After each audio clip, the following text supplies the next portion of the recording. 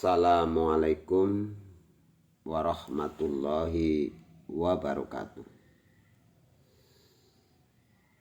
Alhamdulillahirabbil alamin. Allahumma salli wa sallim wa barik ala sayyidina Muhammadanil fatihi lima uhlika wal khatami lima sabaqa nasirul haqqi bil haqqi wal hadi ila siratikal mustaqim. Sallallahu alaihi wa ala alihi haqqa qadrihi wa miqdarihil azim.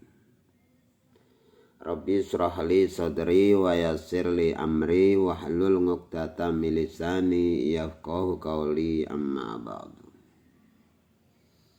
Pada pemirsa, saudaraku sekalian dimanapun Anda berada, yang selalu dalam lindungan, rahmat, serta ridho dari Allah. Amin, amin, ya rabbal alamin. Sebelum saya menyampaikan apa yang mau saya sampaikan, mohon terlebih dahulu kiranya sedekah Anda, subscribe, komen, dan share.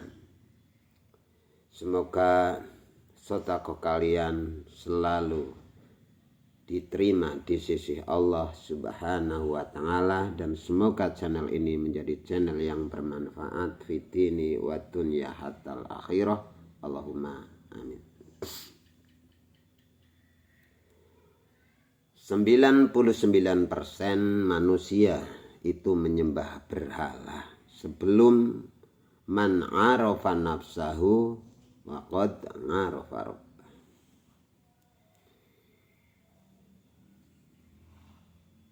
Sapa wonge gelem ngenal karo awake dhewe, siapa yang mau mengenal diri kita sendiri, maka akan bisa mengerti jalan mengenal Allah. Sebelum kita bisa mengenal diri, sebelum kita bisa mengenal Allah, apakah kita tidak termasuk menyembah berhala? Karena pada umumnya manusia dalam menjalankan syahadat, sholat, puasa, zakat, haji tidak mengerti diri kita. Siapa sebenarnya manusia? Mau kemana manusia? Akan kemana manusia? Mengapa manusia dilahirkan di dunia ini? Mengapa manusia didatangkan di dunia ini? Membawa apa manusia?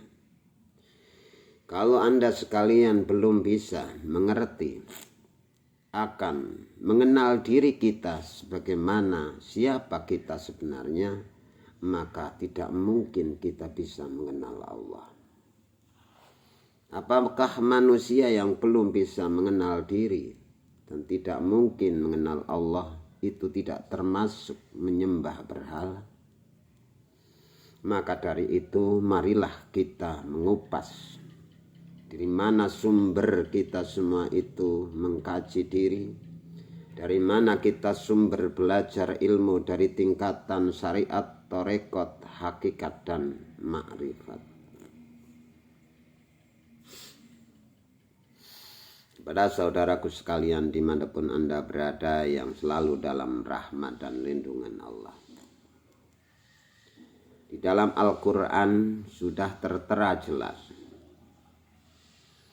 likulli harfin minha dohirun wa batinun.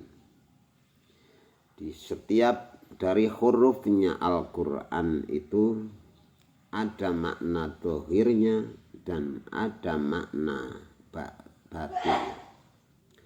Ada makna yang tersurat, juga ada makna yang tersirat. Ada makna yang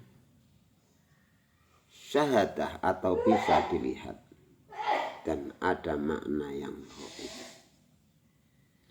Maka oleh sebab itu kita jangan merasa pandai, merasa pintar sendiri, merasa benar sendiri, karena ilmu kita itu belum ada setetesnya dari lautan ilmunya Allah yang sangat luas, yang sangat besar, dan tidak bisa diakal oleh manusia.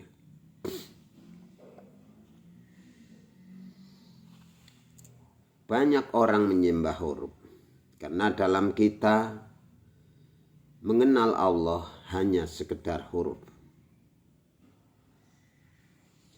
Banyak orang yang menyembah angan-angan karena kita mengenal Allah dengan suatu angan-angan. Banyak yang menyembah kira-kira karena banyak sekali manusia yang masih mengenal Allah dengan kira-kira. Banyak sekali manusia itu masih menyembah harta benda karena di dalam diri kita menghadap kepada Allah di dalam sholat, zikir, syahadah, puasa, zakat masih yang di dalam niat kita, pikiran kita masih diselimuti oleh sesuatu yang menyumbat dalam pikiran kita, yaitu harta benda. Maka di situ disindir dalam hadis-hadis beliau Nabi, ala kasirin min abdil harfin ala katsirin min abdil dirham. Itu banyak manusia menyembah huruf, juga banyak sekali manusia menyembah dirham atau harta benda.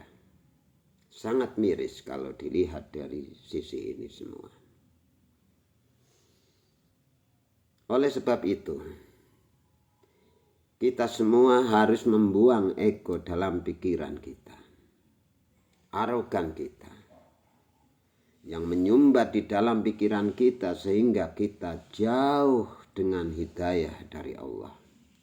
Karena penyakit-penyakit yang masih melekat di dalam pikiran kita, yaitu ego atau merasa pandai, merasa bisa, merasa sudah benar. Padahal di balik semua itu, kebenaran-kebenaran yang dipahaminya belum ada dasar dan konsep yang menyatakannya.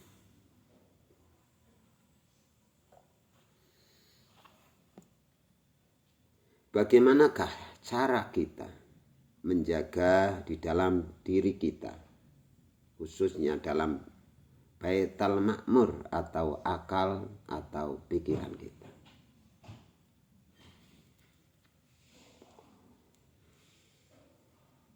Yaitu kita harus andap asor. Kita merendah kepada Allah, merasa tidak punya daya apa-apa, merasa tidak tahu apa-apa. Karena diri kita sudah merasa kosong yang berarti isi, maka ilmu-ilmu Allah akan mudah sekali masuk ke dalam wadah, masuk ke dalam suatu tempat yang dimana tempat itu memang masih kosong. Kalau kita sudah merasa penuh, pastilah ilmu-ilmu Allah itu akan sulit masuknya, dikarenakan ego kita sudah merasa benar. Kalau sudah merasa benar, sekalipun kebenaran lebih benar masuk, tidak akan diterima oleh kita. Karena kita sudah kemasukan ego merasa benar. Saudaraku sekalian, dimanapun Anda berada. Yang kedua, kita harus menjaga Baitul Muharram atau batin manusia. Di dalam batin manusia itu ada hati yang disebut Baitul Muharram, rumah yang dimuliakan, rumah yang bersinggah dalam batin manusia, yaitu terletak ruhullah, ruhnya Allah. Dalam umur 4 bulan. Semenjak kita di kandungan ibu, Allah bertanya kepada kita, alastu birabbikum, sehingga kita menjawab di dalam kandungan tatkala kita umur 4 bulan di dalam kandungan ibu. Ditanya oleh Allah, alastu birabbikum, tahukah bahwa saya ini Tuhanmu? Kita merasakan dan tidak merasakan, kita sudah menjawab karena kita buktinya lahir di alam dunia ini. Bala, nggih.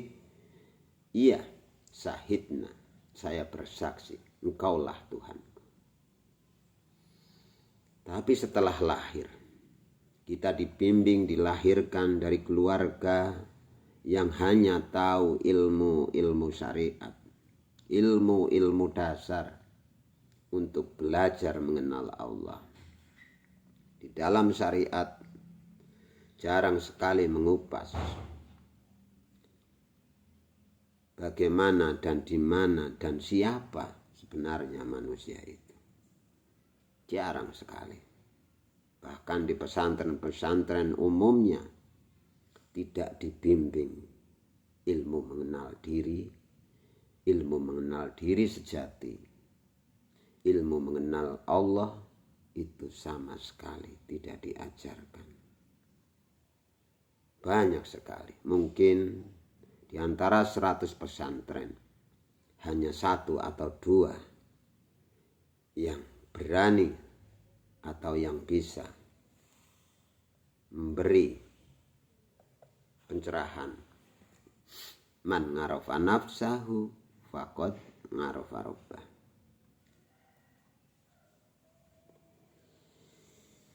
Siapa mengenal dirinya, barang siapa manusia yang mau mengenali dirinya, maka akan bisa mengenal Allah. Siapa Allah itu? Siapa Rabb itu?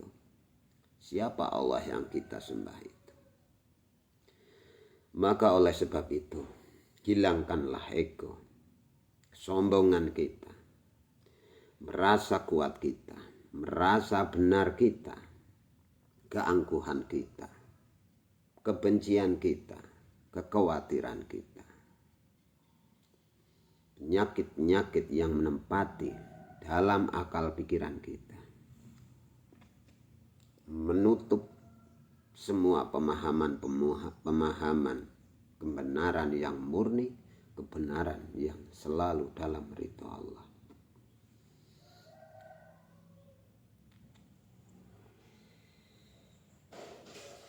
Sangat mudah sekali sebenarnya, karena kita menutup sehingga kebenaran yang murni itu tidak bisa masuk ke dalam otak kita, dalam hati kita. Bahkan hidayah, ilham, petunjuk yang akan masuk itu ditolak oleh kita sendiri, oleh ego kita sendiri. Karena apa? Kita sudah merasa benar sendiri. Kita sudah merasa bisa. Kita sudah merasa hebat. Makanya ilmu Allah tidak akan bisa masuk dan tidak mungkin masuk. Coba kalau kita merasa bodoh. Seperti dicontohkan oleh beliau Nabi besar Muhammad sallallahu alaihi wasallam. Beliau di sandang al-umiyyi, yaitu tidak bisa baca tulis. Beliau Kanjeng Nabi tidak pernah merasa benar, walaupun beliau maha benar. Beliau Kanjeng Nabi itu tidak merasa pintar. Bahkan beliau Kanjeng Nabi bisa disebut lautannya ilmu. Beliau Kanjeng Nabi tidak pernah memberi contoh ego kepada umatnya untuk merasa suci, merasa benar. Maka oleh Sebab itu beliau Kanjeng Nabi mempunyai titel khotamin nabiyin, pungkasane para nabi kabeh. Bahkan di dalam kitab Mafatihul Ghaib diterangkan jumlah nabi yang jumlahnya 124.000 nabi itu kebenarannya dijadikan satu belum bisa mengalahkan keagungan dan kemuliaannya beliau Nabi besar Muhammad sallallahu alaihi wasallam. Tatkala manusia menyebut nama Isa Al-Masih, Isa Al-Masih adalah orang atau nabi yang sangat mulia. Ketika manusia menyebut nama Ibrahim, Nabi Ibrahim, bahkan Nabi Ibrahim pun manusia yang sangat mulia. Kita menyebut para nabi yang 25, bahkan nabi-nabi yang tidak tertera dan tidak dikenal oleh umumnya manusia, mereka semua adalah golongan orang-orang yang dimuliakan oleh Allah. Tapi ketika menyebut nama Nabi besar Muhammad sallallahu alaihi wasallam, seakan-akan lainnya itu hilang. Disitulah disebutkan dalam Al-Barjanji, beliau Kanjeng Nabi itu disebut nurun fauqa nurin, cahaya di atasnya cahaya. Mataharinya alam, samsun anta badrun, bahkan disebut mataharinya alam atau bulan purnama. Cahaya di atasnya cahaya, itulah beliau Nabi. Walaupun seperti itu kemuliaannya, beliau Nabi besar Muhammad sallallahu alaihi wasallam tidak pernah merasa pintar, tidak pernah merasa benar, karena yang jadi semboyan beliau Nabi adalah Allahus Samad, hanya Allah tempat bergantung. Manusia hanya dijalankan. Manusia hanya sebagai wadah akan masuknya ilmu-ilmunya Allah.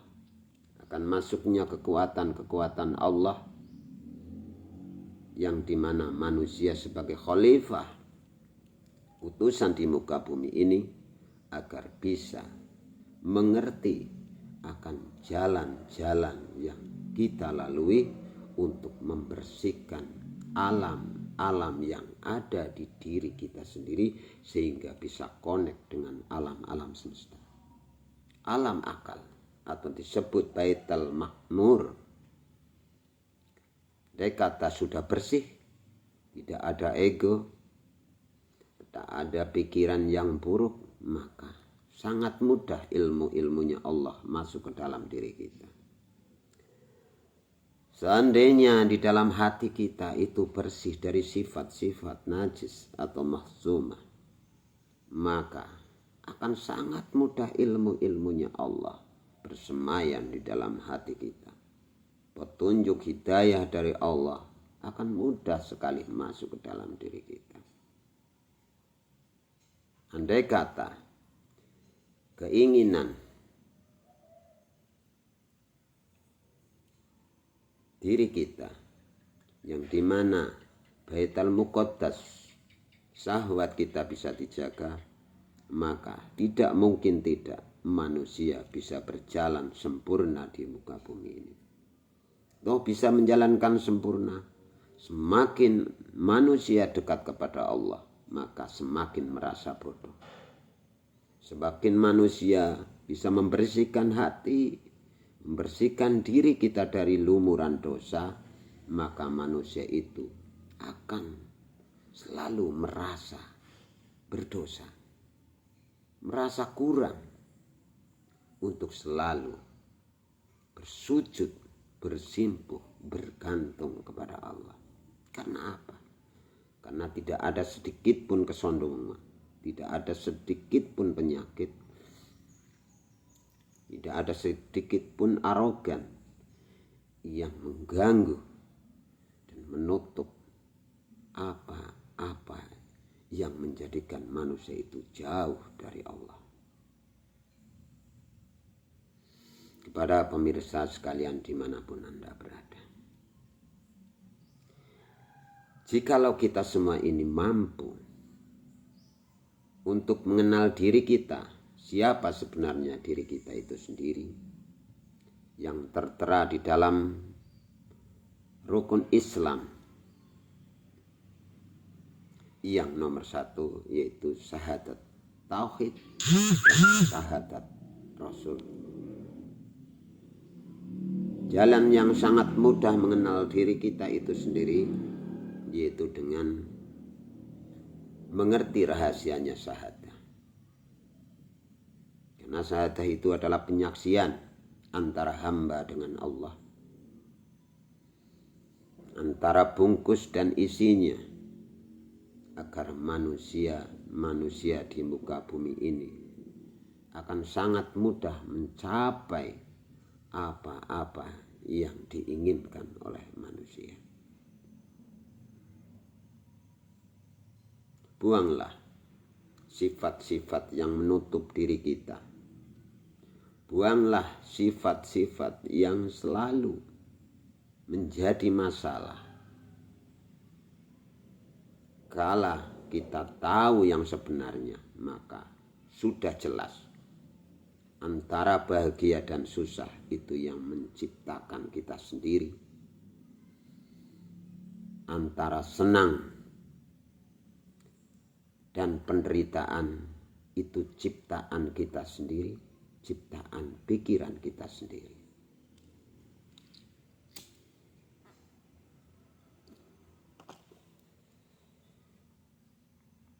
Ilmu yang sangat mahal, tapi dikiranya ilmu sampah. Ilmu yang luar biasa, tapi dikiranya ilmu rekayasa. Sebab apa? Sebab ego dan merasa benar sendiri yang menutup pikiran kita, sehingga kita tidak mau memahami apa-apa yang lebih baik, apa-apa yang lebih benar dari apa yang kita pahami sebelumnya. Resiko yang sangat besar yang akan dihadapi kita adalah kebahagiaan di dunia dan akhirat.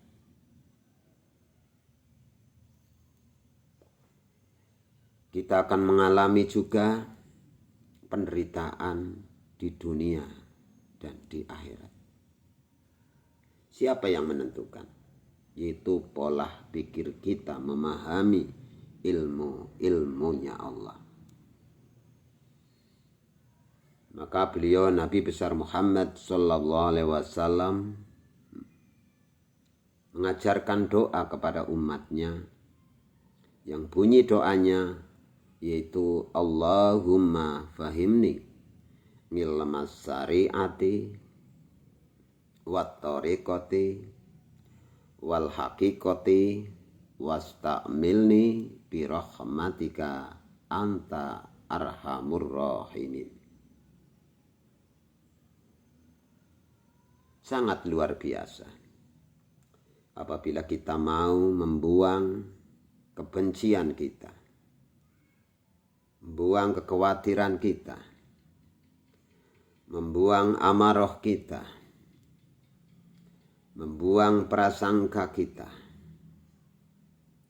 membuang kekufuran kita, membuang ego kita, pastilah kenikmatan hidup akan secepatnya menghampiri kita.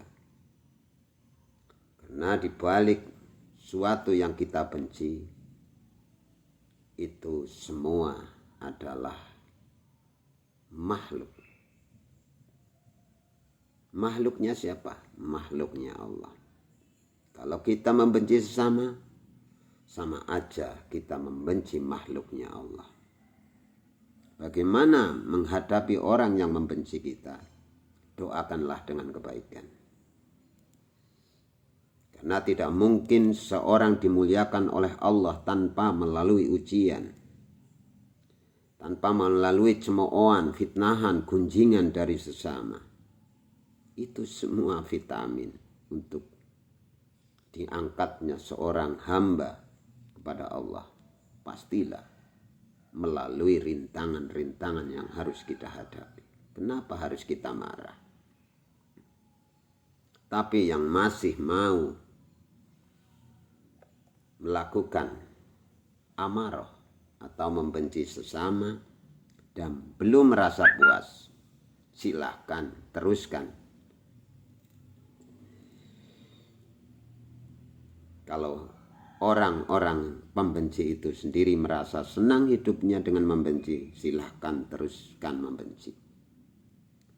Tapi jikalau ingin berhenti dan menyayangi diri kita agar kita bisa menghilangkan penyakit-penyakit kebencian kepada Allah, karena hakikatnya kita membenci sama, kita sudah membenci diri kita sendiri. Apabila kita berprasangka pada sesama, itu sudah termasuk kita berprasangka kepada diri kita sendiri.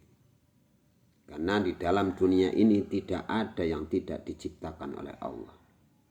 Semua ada atas kehendak Allah. Kenapa harus kita benci? Kenapa kita harus berprasangka? Koreksilah diri kita. Adakah kesalahan yang telah kita lakukan sehingga hidup kita selalu terombang-ambing seperti puntung rokok di atas lautan? Tidak punya pendirian, terombang-ambing oleh ombak dan angin. Ombak ke sana, ke utara ikut ke utara. Ombak ke timur, ikut juga ke timur. Ombak ke barat, ikut juga terpengaruh ke barat. Itu seperti manusia terombang-ambing oleh pengaruh manusia itu sendiri. Ada yang bicara A pada tidak ada dasarnya tapi ikut A. Ada orang yang mempengaruhi harus ke sini. Karena kita tidak punya pendirian, maka ikutlah ke sini. Maka oleh sebab itu rugilah bagi para manusia yang tidak mau mengenal diri. Karena sehebat-hebatnya manusia adalah orang yang mau mengenal diri kita sendiri agar kita bisa mengenal Sang Pencipta atau Tuhan itu sendiri atau Allah yang kita sembah.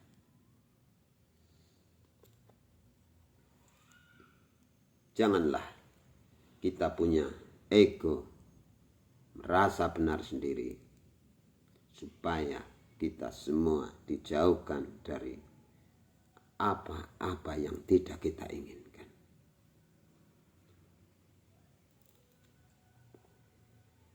Kita menginginkan kesuksesan, tapi yang kita lakukan adalah sesuatu yang menghancurkan diri kita.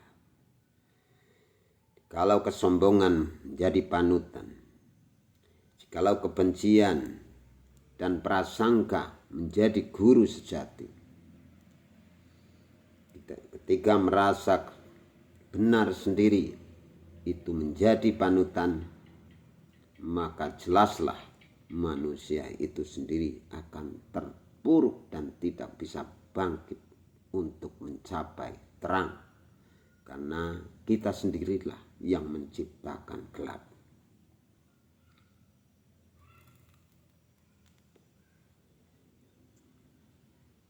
Lihatlah Indonesia ini. Indonesia yang subur dan makmur, kaya raya akan isinya bumi di Indonesia. Apa-apa yang tidak ada di luar negara kita, di Indonesia itu ada. Bahkan saya berani mengatakan Indonesia itu adalah bumi tertua di dunia ini.